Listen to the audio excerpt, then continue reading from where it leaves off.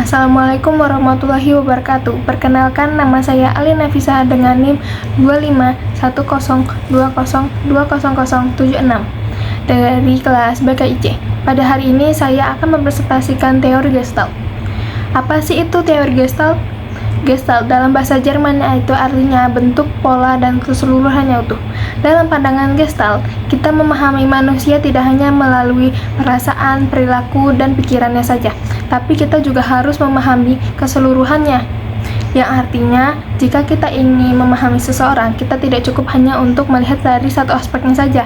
Kayak kita tidak boleh melihat orang tersebut melalui pikiran, perasaan, dan perilakunya, tetapi kita juga harus memahami dari keseluruhan yang dimilikinya atau pengalaman hidupnya. Dan untuk selanjutnya, aku bakal menjelaskan sejarah perkembangan teori Gestalt. Teori Gestalt awalnya berkembang dalam bidang psikologi persepsi di Jerman pada awal abad ke-20 sebagai aliran strukturalisme dan behaviorisme. Dan teori Gestalt memiliki 3 tokoh utama Gestalt. Yang pertama adalah Max Wertheimer dari tahun 1880 hingga 1943. Wertheimer adalah pendiri utama psikologi Gestalt. Ia meneliti fenomena persepsi gerak dan menemukan bahwa manusia mempersepsi rangsangan sebagai keseluruhan yang bermakna, bukan sebagai rangsangan yang terpisah. Yang kedua yaitu ada Kulf Kafka dari tahun 1886 hingga 1941. Kafka mengembangkan teori Gestalt dalam psikologi perkembangan. Ia menekankan bahwa proses mental manusia sejak kecil sudah bersifat holistik. Dan yang ketiga adalah Wolfgang Kohlher dari tahun 1987 hingga 1967. Kohlher meneliti insight learning dan menunjukkan bahwa pemecahan masalah terjadi melalui pemahaman yang menyeluruh, bukan sekadar trial dan error. Kemudian, prinsip Gestalt ini diterapkan dalam psikoterapi oleh Versprell yang mengembangkan terapi Gestalt sebagai pendekatan psikoterapi humanistik eksistensial. Dan selanjutnya adalah prinsip pandangan Gestalt. Yang pertama yaitu holisme. Gestalt memandang manusia sebagai satu kesatuan. Pikiran, perasaan, tubuh, dan lingkungan itu saling berhubungan. Seperti contohnya, jika seseorang individu merasa stres, ia bukan hanya memiliki banyak pikiran, tetapi ia akan juga mudah marah, sulit tidur, badan terasa lebih cepat lelah. Yang artinya masalah tidak bisa dilihat dari satu sisi saja. Yang kedua, kesadaran sebagai kunci. Gestalt percaya bahwa perubahan hanya bisa terjadi jika seseorang sadar dengan apa yang ia rasakan dan ia lakukan. Kayak seperti misalnya seseorang merasakan bahwa ia baik-baik saja, padahal wajah yang ia ucapkan itu dengan wajah yang tegang dan intonasi suara yang tinggi. Dalam Gestalt, orang tersebut belum sadar bahwa sebenarnya ia sedang marah atau tertekan. Dan selanjutnya, yang ketiga, tanggung jawab pribadi. Setiap orang bertanggung jawab atas perasaannya, pilihannya, tindakannya. Ini bukan untuk menyalahkan, tapi agar orang tidak terus menyalahkan orang lain. Yang keempat adalah kapasitas untuk bertumbuh dan sembuh. Gestalt percaya bahwa manusia punya kemampuan untuk berkembang dan sembuh asalkan ia sadar dengan dirinya. Contohnya, seseorang sadar bahwa ia sering memendam emosi, perlahan belajar untuk mengapresiasikan perasaan dengan sehat. Yang kelima, fokus pada pengalaman saat ini. Gestalt fokus pada apa yang dia rasakan sekarang, bukan hanya cerita masa lalunya. Yang keenam, organisme mengatur diri sendiri.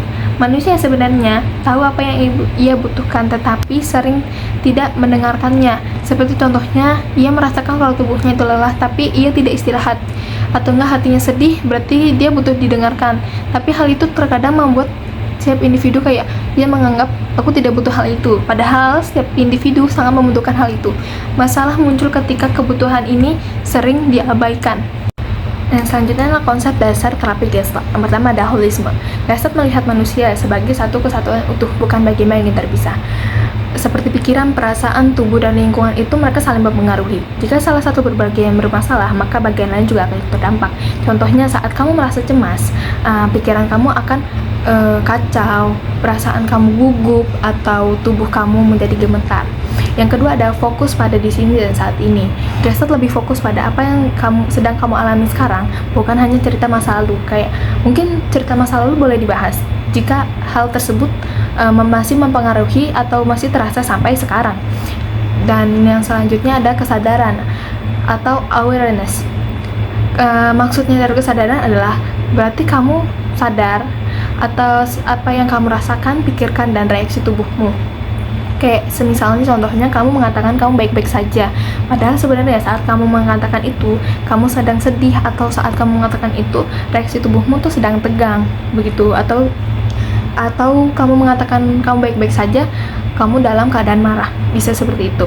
Dan dengan begini Gestalt membantu kamu untuk jujur pada perasaanmu sendiri. Yang keempat, unfinished business.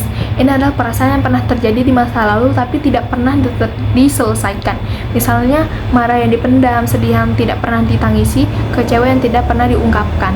Perasaan ini tidak pernah hilang tapi tersimpan dan muncul lagi di masa sekarang. Jadi kayak contohnya seseorang sering takut ditinggal karena dulu sering diabaikan gitu. Yang kelima ada tanggung jawab pribadi atau personal responsibility. Gestalt mengajarkan bahwa kita bertanggung jawab atas perasaan dan pilihan kita, bukan menyalahkan orang lain.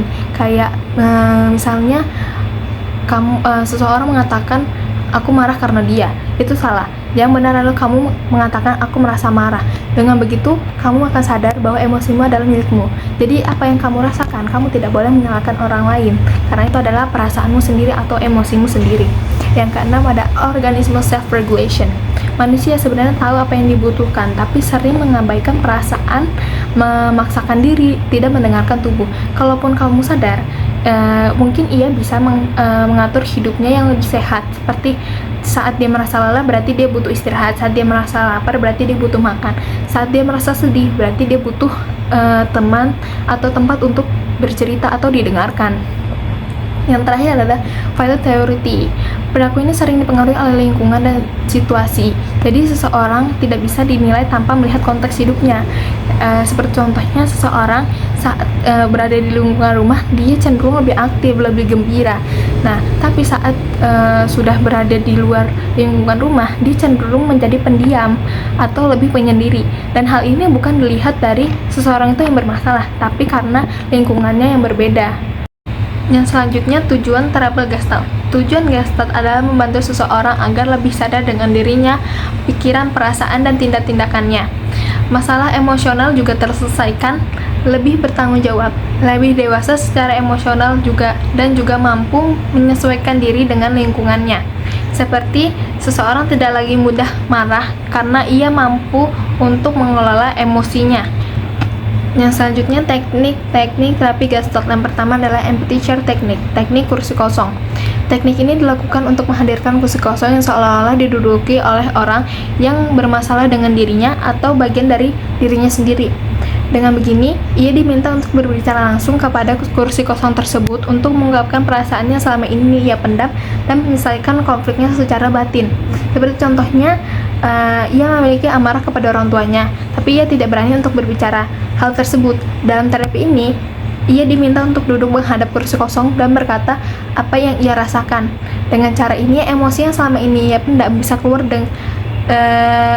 dan dia ungkapkan dan dapat dia sadari. Yang kedua adalah playing the projection. Seringkali seseorang menuduh atau menilai orang lain, padahal sifat tersebut sebenarnya juga dalam dirinya. Hal ini untuk menyadari bahwa apa yang ia lihat pada orang lain mungkin adalah bagian dari dirinya sendiri, dan membuat ia lebih jujur dan bertanggung jawab pada dirinya sendiri.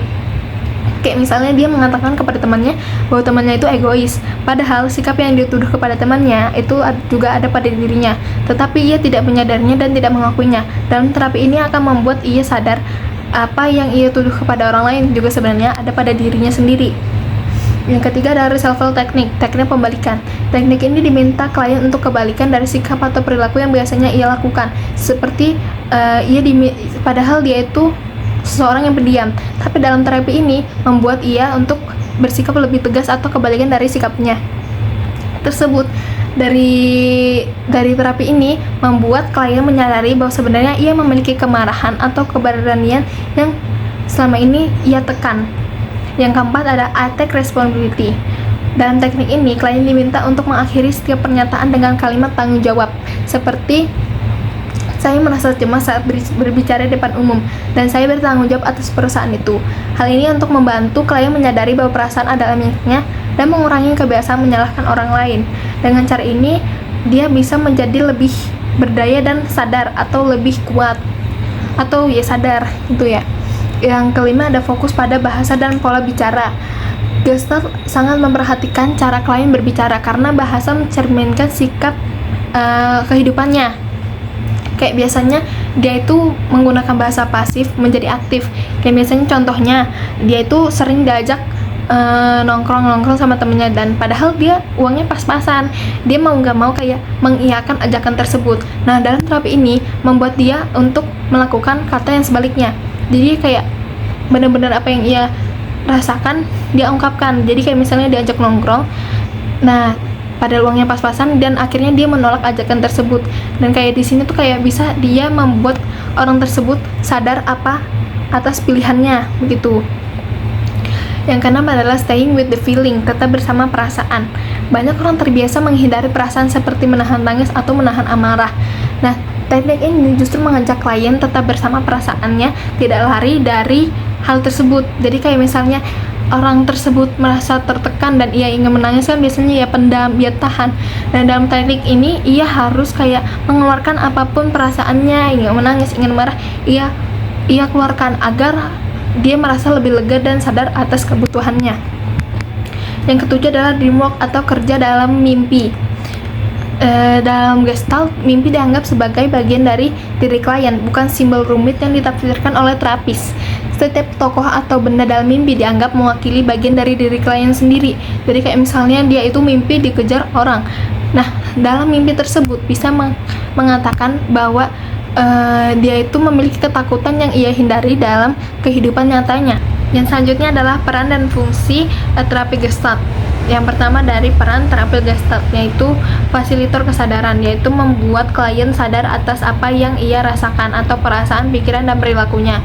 Yang kedua, partisipan aktif dan autentik. Yang ketiga, kolaborator. Yang keempat, fokus pada pengalaman saat ini dan tidak menganalisa pada masa lalu. Yang kelima, menjaga batas profesional. Dan fungsi terapi Gestalt yaitu pertama, meningkatkan kesadaran diri, menyelesaikan masalah emosional, meningkatkan rasa tanggung jawab pribadi, mengintegrasikan pikiran, perasaan, dan tindakan, serta membantu individu menjadi lebih mandiri dan matang secara emosional. Mungkin cukup sekian dari saya dan presentasi hari ini. Saya ucapkan terima kasih dan maaf bila ada salah kata atau banyak kekurangannya yang dalam diri saya. Sekian, wassalamualaikum warahmatullahi wabarakatuh.